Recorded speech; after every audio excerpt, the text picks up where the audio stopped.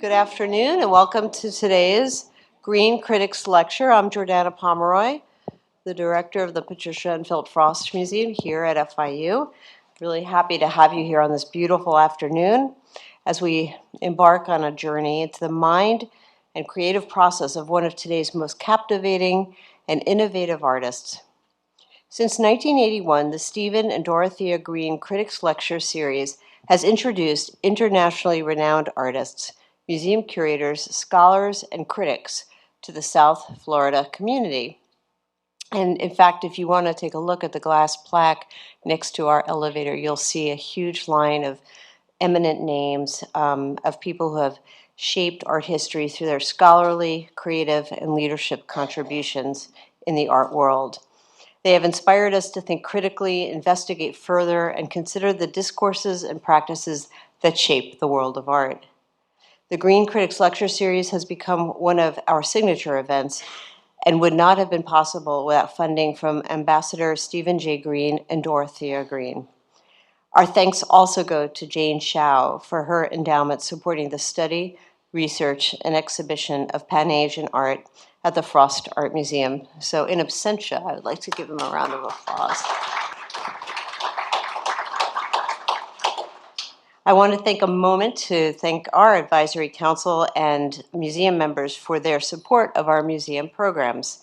Their contributions make a significant difference in helping us continue to offer engaging and meaningful experiences for our visitors. I want to acknowledge Meredith Malone, who organized the exhibition, Dreaming in Multiverse, for Washington University's Kemper Art Museum. We love partnering with our colleagues across the nation, and this is a great example of why we do what we do and share the love, so to speak. I also want to thank Wendy Norris of Wendy Norris Gallery in San Francisco and Mattia Fish at Hales Gallery in New York. I think Mattia's here in the audience. They've been incredibly supportive, providing us connections to lenders and making loans to the exhibition. I do want to acknowledge Abby Hirschhorn for lending a magnificent work from her personal collection. And behind every great artist is a great studio manager. Thank you, Li Ming Hu, for your assistance in bringing this exhibition to fruition and to the artist's vision. I want to recognize the contributions of the Frost Art Museum staff who work together to bring quality exhibitions, educational programs, and meaningful events, as well as this reception today. Thank you, Carmen Carpio, to our region. So I want to give them a round of applause as well. Now, you're here for this, not for me. I want to introduce you to today's speaker. Chitra Ganesh is a Brooklyn-based visual artist whose work encompasses drawing, painting, comics, installation, video art, and animation. Through studies in literature, semiotics, social theory, science fiction, and historical and mythic texts, Ganesh attempts to reconcile representations of femininity, sexuality, and power absent from the artistic and literary canons. She often draws on Hindu and Buddhist iconography and South Asian forms such as Kalighat and Mahbubani, and is currently negotiating her relationship to these images with the rise of fundamentalism in India. Ganesh holds a BA in art semiotics and comparative literature from Brown University and an MFA from Columbia University. She has exhibited widely across the US, Europe, and South Asia, and her work is held in prominent public collections such as the Philadelphia Museum of Art, San Jose Museum of Art, Baltimore Museum, the Whitney, and the Museum of Modern Art. Will you please welcome Chitra Ganesh?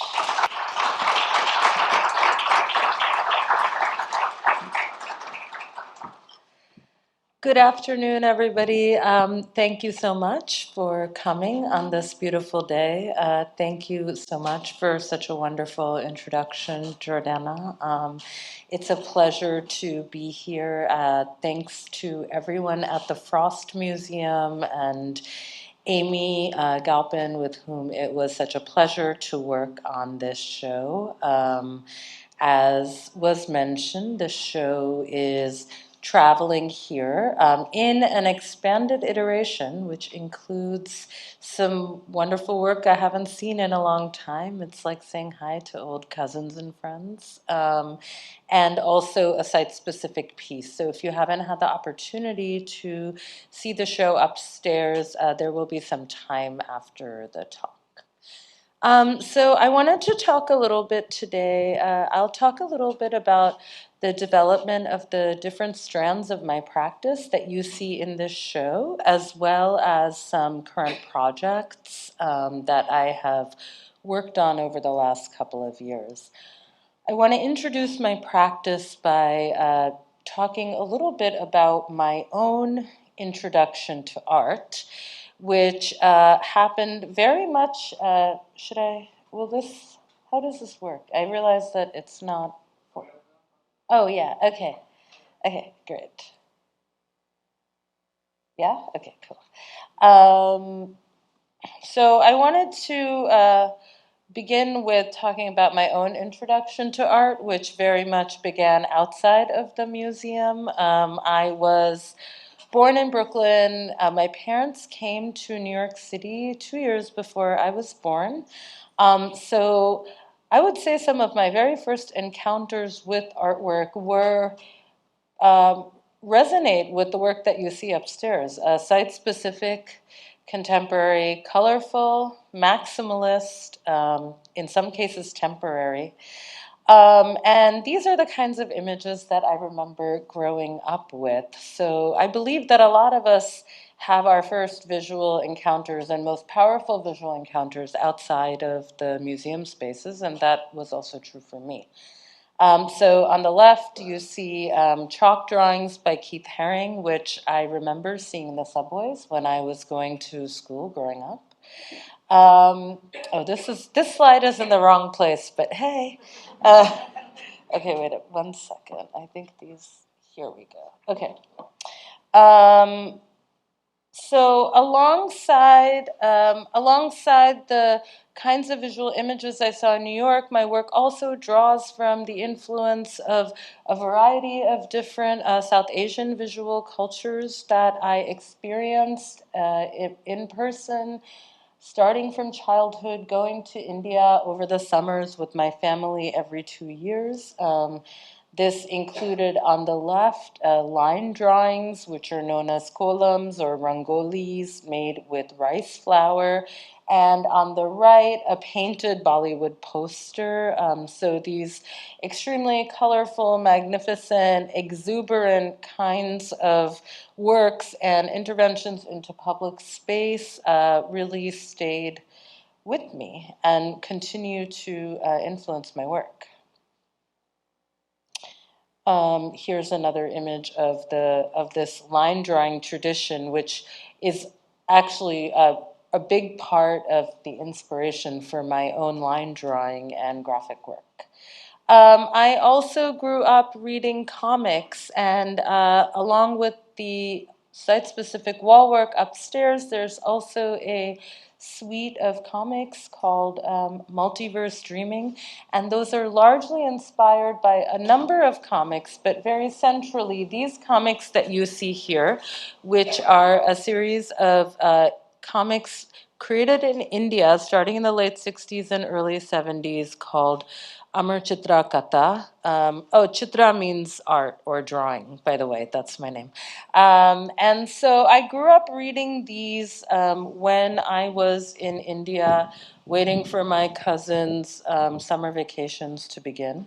And alongside that, I was also very much taken by a lot and part of the kind of comic culture that was growing in New York City, and these are examples of some of those comics which I read growing up, which some of them are having a resurgence now. The image on the left is from Sandman. Then there's Green Lantern and Tank Girl and Love and Rockets. So a lot of this visual imagery and language, the connection of fantasy and myth to the everyday, strong characters that were both human and beyond human, really play a role in my own work and my own exploration of comics. Alongside that, comic images such as these, I realize, and a lot of images that we encounter in childhood constitute a very powerful collective memory bank that we all draw from. They also instill certain lessons in us about what it means to play a certain role in society, whether this is around gender or family, citizenship, what is correct and what is a transgression. And I thought a lot about the role of bodily transformation in childhood stories, including Alice in Wonderland, and thinking about that relationship of transgression, of breaking the rules, and scale. So I created my own comic book. In 2002, I made my first comic. Gosh, that's 21 years ago. Time flies. And ever since then, I have been having a lot of fun exploring this medium and pushing the boundaries of how the comic medium works, both within contemporary art and within the form of storytelling. So the first comic that I made is called Tales of Amnesia. I took for this work a lot of images that I held very dear and close to me from the Amar Chitra Katha, and wanted to create from those this idea of a monkey girl. And this comic was called Tales of Amnesia. I love the comic form because it also was a way to touch upon a lot of the fantasy, the eroticism, and the violence that we often see in some of the first stories we encounter from comics to Greek mythology. I, um, I also appreciate the form's flexibility. So in my work, I have shown comics in an installation form such as this, as if the pages of the book were deconstructed and flying onto the wall. This is an image from an installation at Gallery Wendy Norris in 2012. I also love the broad and powerful address of the comic form in its monumental scale as a billboard in that size. This is an image of a billboard that I created for a project in the Bund area in Shanghai. So I love the way in which we understand how to interpret comics. It's something that we have a visual language to decode just by learning about them and being with them from when one is very young. And I would say the same is true today for audiences and moving image as well. Most people, even those who don't have a lot of education in art, are very sophisticated viewers of video and moving image because we see so many of them scrolling around on the same surface every day. So a lot of my work is interested in taking mythic stories that might have a certain kind of hold or resonance in a culture, literature, broader canons, and thinking about how to retell those stories with different protagonists, and also to bring some of the subconscious and otherworldly imagery that we imagine in that literature to bear in a visual language. So this work is called Atlas. I was thinking a lot about the Greek myth of Atlas and how he was, his punishment was to hold a burden, and the burden was the world. In this case, I was thinking also about the complexity of experience and the idea of holding, carrying one's experience through a lifetime. I'm also interested in thinking about how these figures are related to certain kinds of older iconography. So this image, and sometimes that iconography is mythic, and sometimes that iconography is also art historical. In this image is called Melancholia. All of the writing in my comics, which I'll talk a little bit more about when I talk more specifically about the work you see upstairs, is my own writing, and writing and poetry have been a very important part of my practice. So this piece is called Melancholia, and it was very much influenced or informed by this Albert Dürer print from the 1500s, and thinking about the idea of what is called iconologia, which is the idea of making an emotional state or a moral position into a figure, into an iconic emblem.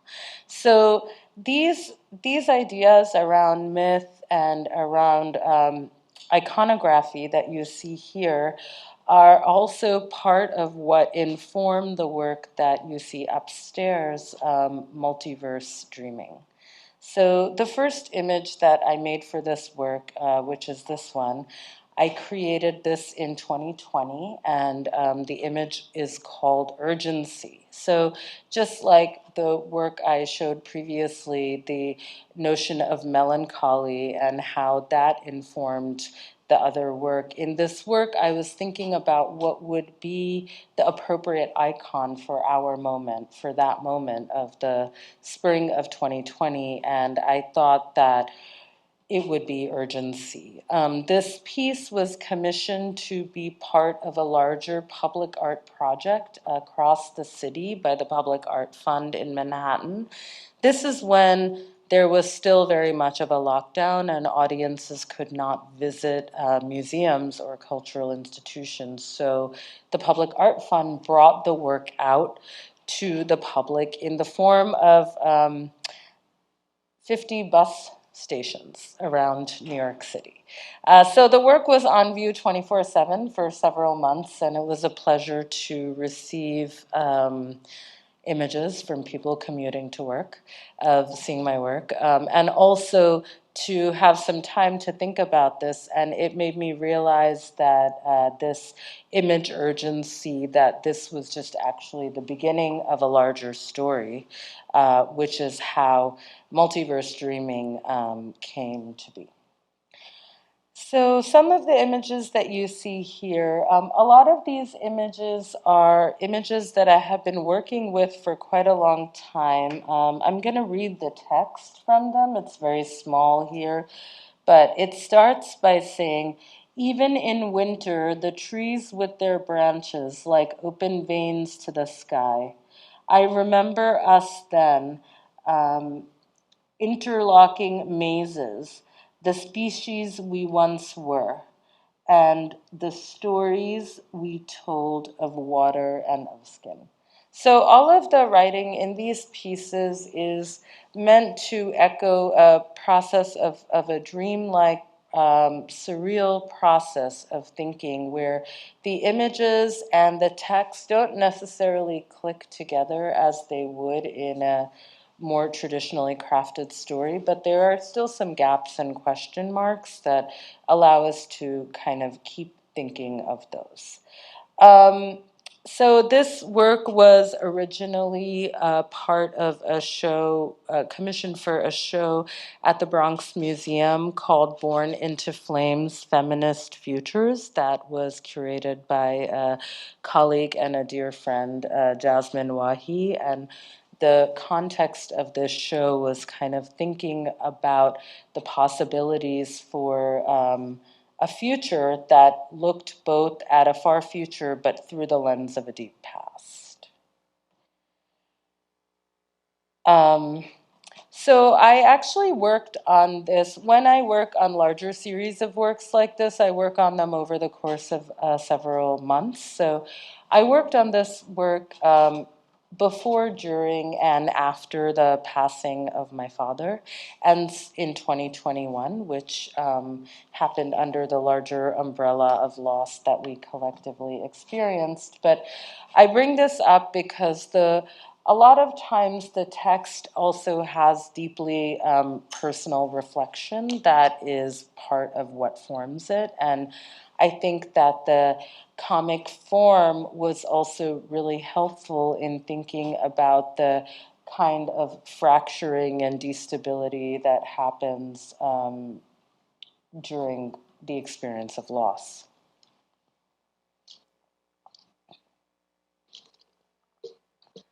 So moving through some of these images. So I'm also very much interested in this idea that you see here. In comics, how meaning is made across gaps of space and across silence. I mean, you see this in film editing too, like you put one image next to another image and it creates a sense of a story. So the same thing happens in comics. And I'm also really interested in the gaps, which in comic language people call the gutter. So how meaning is made by the space in the gutter. Um, so a lot of these images are also related to spaces, actual architectural spaces that I spend time in, that I am remembering in a dream, or the architecture that I remember in dreams and then later record, including this is a kind of a terrace space for a residential building where people, including me, would sleep at night in the summer when it was really warm inside. I wanted to talk a little bit about the project. So part of this exhibition also includes a series of animations called the Scorpion Gesture. And this was part of a larger project, a series of exhibitions that I did at the Rubin Museum. As was mentioned before, a lot of my work engages Hindu and Buddhist mythology and stories and thinks about the implications of reconsidering them for our present moment, to think about how the far future and the deep past actually come together, thinking about time not necessarily as a linear progression, but perhaps as a more circular or spiral formation where we may be coming back to something that we have already experienced before, or an idea of the world may come back into. So one of the themes for this series of projects was futurity, thinking about, as I said, thinking about the implications of some of these mythologies for the future. And so one of the figures that this work was built around, which you see here in the corner, is called Padmasambhava, who's known as the second Buddha. So he's the guy who brought Buddhism from South Asia to Tibet. But also, really amazing part of his story is that within the arc of his life is embedded his resurrection and the resurrection of his texts, which happen every couple of 100 years. So the idea is every few hundred years, someone is going to find his teachings buried and having a new relevance for us in the moment that we're in. So I was thinking a lot about this. What you see here is actually a still from an animation. It's projected directly on the wall next to the images that it was inspired by. And so one of the things I was doing was thinking about how this idea of these teachings were relevant for the moment that we live in now. So one of the objects in the collection that I worked with is called the Maitreya. This is the form of the Buddha that comes when we are in the middle of experiencing an apocalypse. And so there were many things around the period of time that I was working that felt quite apocalyptic. And I'll show a little bit of this film shortly so you can see more images. So the works were site-specific around the museum, and they were actually motion activated. So you would walk up to them and then they would just sort of start playing, which was part of this idea of the readings or the information being revealed to the viewer unexpectedly.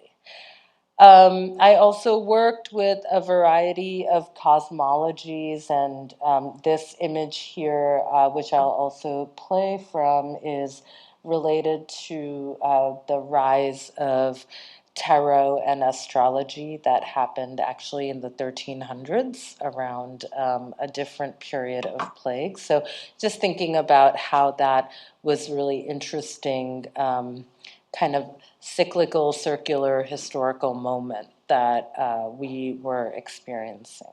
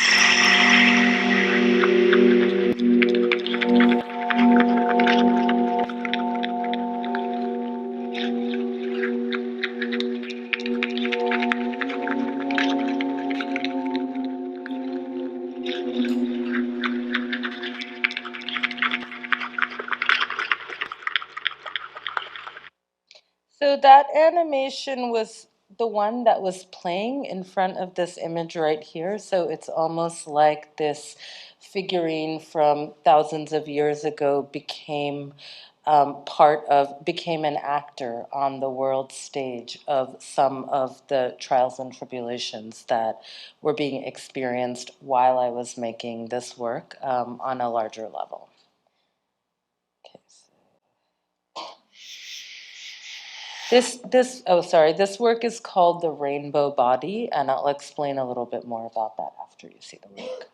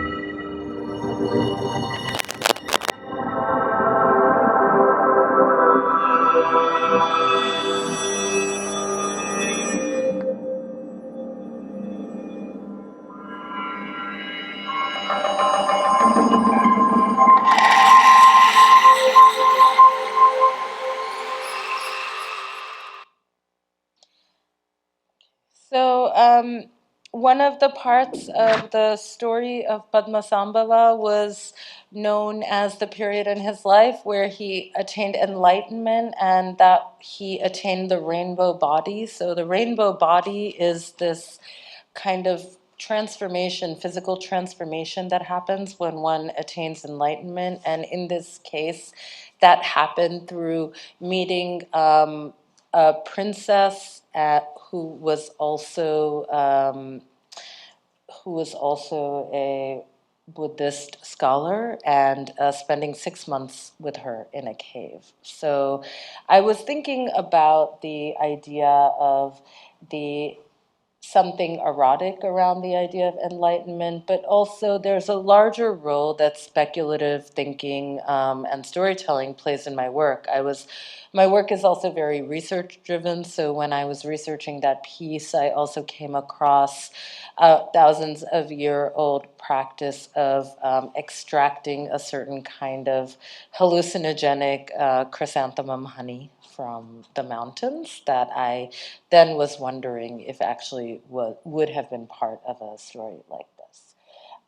So it was through this exploration of how the far past and the far future could connect in our moment that led me to make this body of work. This piece is also upstairs, and I just want to echo and say that the show would not have been possible without the generous participation of many individuals who have supported my work, including Abigail Hirschhorn and Beth DeWitty, and this piece was loaned by her. This work was called Yamari. We really prepared to avoid all of these pitfalls, but somehow technology. Um, so I'm going to run through these images so that I can talk a little bit about my site-specific work and upcoming projects, and then open it up to you all for questions. So this is part of the body of work that I made for the show Scorpion Jester. It's also very much influenced by the way in which our ideas of the future are also informed by the history of visual language around science fiction. I mean, we see that for sure today in television and movies, but I think it was also part of the print culture of movie posters and book covers as well. The Scorpion Jester was also projected in Times Square. It was really wonderful to see the scale of this work occupy a public space. It was part of a program that was called Midnight Moments. So every midnight for a month, for a few minutes, artwork would take over all of the billboard advertising space and almost act like a kind of counter-narrative message in the middle of the visual hecticness and chaos of Times Square. So I really love working with both comics and animation in this way for the kinds of scale shifts that are enabled in these mediums. Science fiction has been a really important part of influence in my work.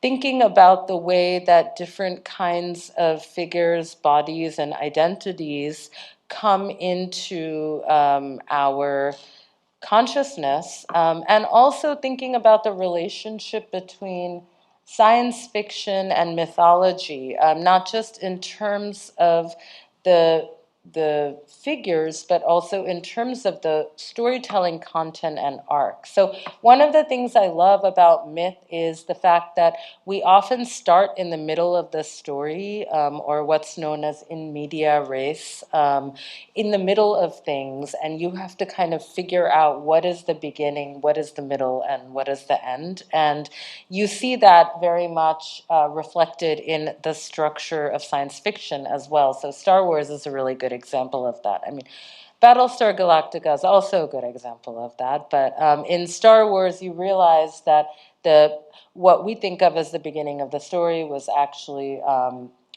closer to the end, and then much more further along we learn of the beginning.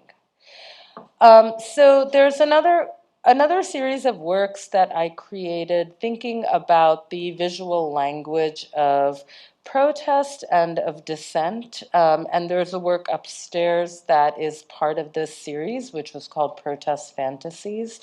I was thinking about how this was in 2015, and I was thinking about how the the imagery of protest has become something that we see and has really become part of our visual consciousness, not just in terms of political discussions, but in terms of what one sees and experiences every day. And this was not always the case for me, particularly growing up. I think that protest culture was something that was connected to, for our generation, something that was connected to the 60s, something that was connected to even periods before that in the 20s. And now we are back in another moment of people trying to push the limits of what's possible, debating over what's fair, and thinking about ways, creative ways in which to express that. So thinking a lot about just peaceful protest. Here you see a protester who's actually barricading a whole battalion of police by just sitting down. And thinking about these simple gestures that can really have a lot of power.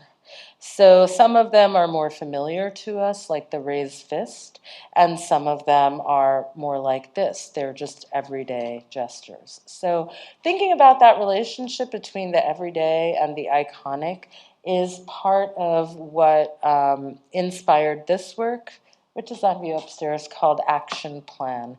I was thinking also in terms of history behind this character. A lot of the bubbles or thought bubbles and images are drawn from previous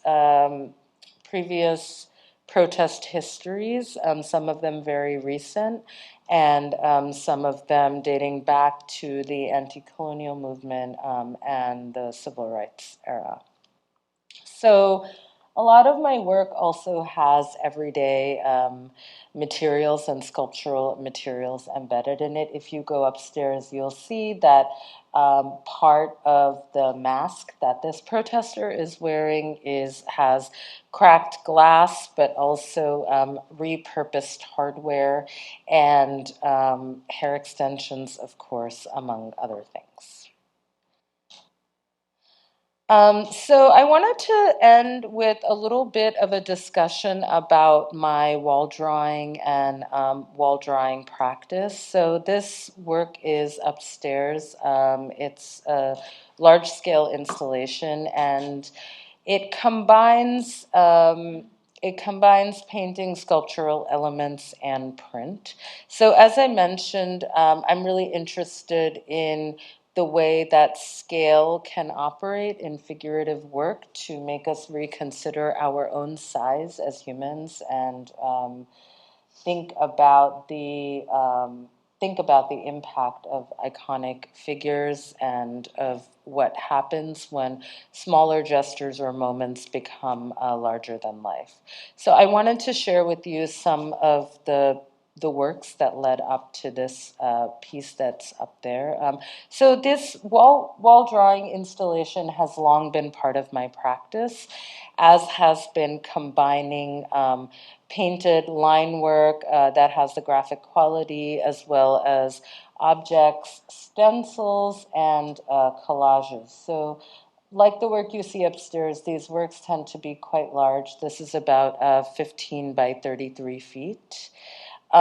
This was a work that was up at the Contemporary Arts Museum in Houston, which informed the work that I made upstairs. So these are drawings that I created that I blew up into large-scale prints and printed onto adhesive fabric, and that is what is on the wall. So I wanted to have the quality of something hand painted and of that delicacy that you get with watercolor, which is very hard to do on the wall because you have to work on watercolor actually on the floor.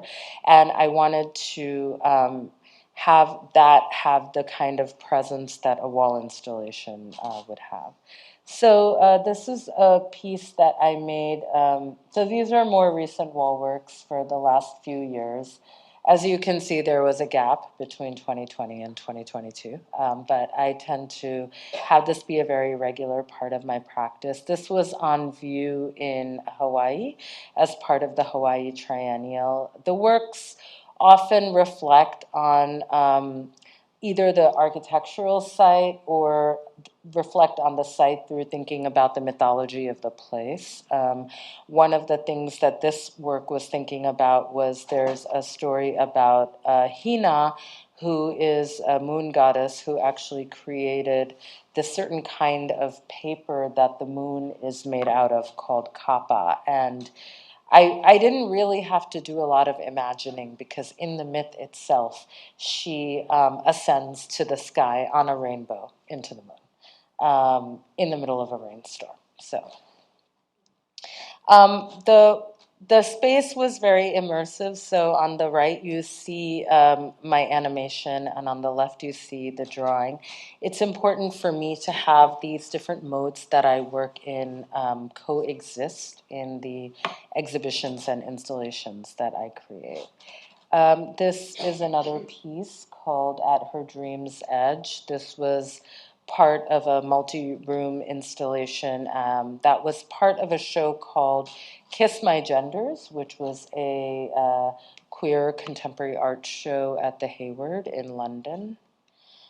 Here is a better sense of what the scale in my work usually feels like. So usually we are very small in relation to these bodies that you see here. And this is about 40 feet wide. This is another wall drawing that's also up at the moment.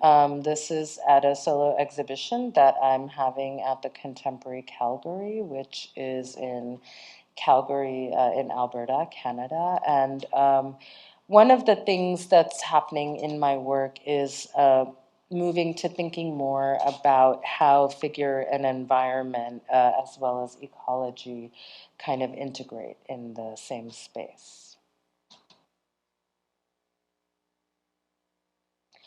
I think you guys have been amazing as an audience. Thank you so much for your attention. I'm just going to flip through some more images, and then I would love to hear any questions or have any discussion you might want to have. This is a mural. So this is a site-specific work that actually combines some of the aesthetics of the wall drawing, but also the comic work. This is currently up in La Jolla, if you find yourself there and you go to the Flower Pot Cafe. This would be across the street from there. The piece is called Resurgence, and amongst the other things that she's holding are a series of species of animals that have unexpectedly come back out of near extinction over the past several years, as well as a couple of animals that are endangered currently. So this I wanted to show you because these experiences are so much of what informs my own relationship to scale and to thinking about how to combine something that is both mythic with our everyday contemporary life. I think I'll just stop here and go through these images. This is an installation that's up in New York City. If you come by and you find yourself in Soho, this is something that I did. This was commissioned in 2020 over the pandemic at the Leslie Lohman Museum, which is a museum for queer art. And as with a lot of my work, it combines protest and pleasure and community and draws a lot from historical research and as well as personal moments of joy. So thank you. Thank you so much.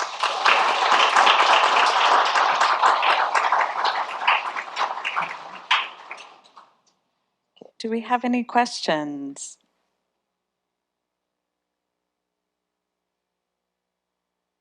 That was going to be my bye image, which was there earlier.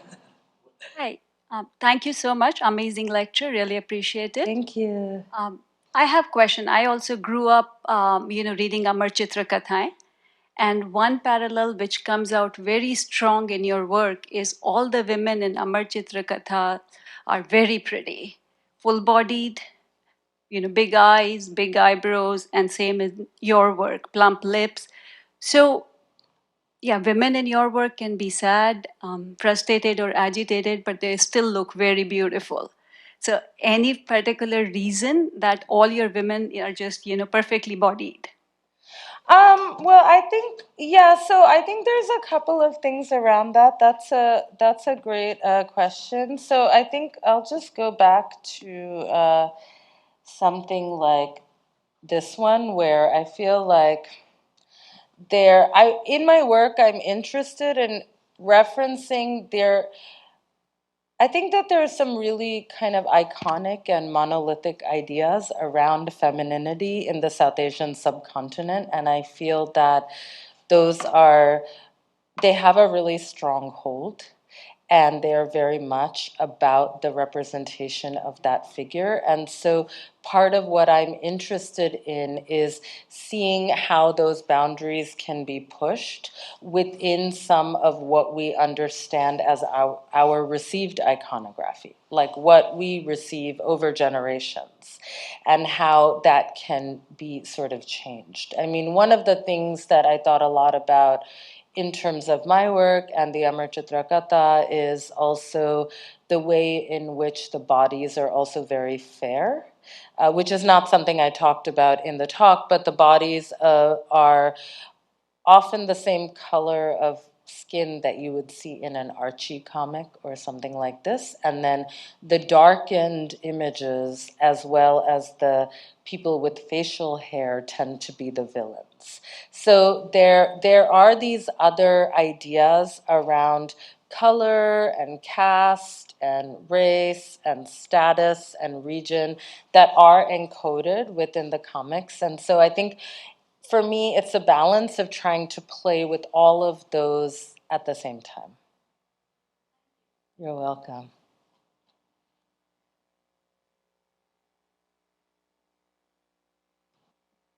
Great lecture, great work. Thank you so much for bringing it to us. Well, I was curious about your experience with tripping on chrysanthemum honey. I wish I had one. Seriously, I wanted to ask you. I noticed, now through your presentation, a lot of parallels between sort of classical representation of Hindu deities or Buddhist deities, like you see at the Rubin Museum, and comics, and not just your comics, but all comics that I've seen, American comics and European comics. And then I also was curious about, because I see your work as being in the tradition of art of dissent and protest to some extent, like, maybe like Wojnarowicz, who also referenced comics for that. Was there something going back to classical illustration in which you saw art of dissent and protest? In classical illustration, as in not comics, but further. Inspirations. Yeah, I would say that a series that greatly affected me, well, two things that greatly affected me from a classical canon were The Disasters of War by Goya, and also Candide's Voltaire. So those are two. One is a piece of literature, and the other one is a suite of prints. And both of them approach in very different ways the idea of upheaval and war, one in an extremely kind of dark way, and the other one in a hilarious way. So thinking about the intersection of darkness and of humor as something that can be subversive.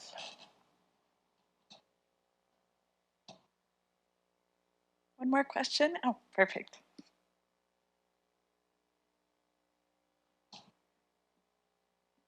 Hi.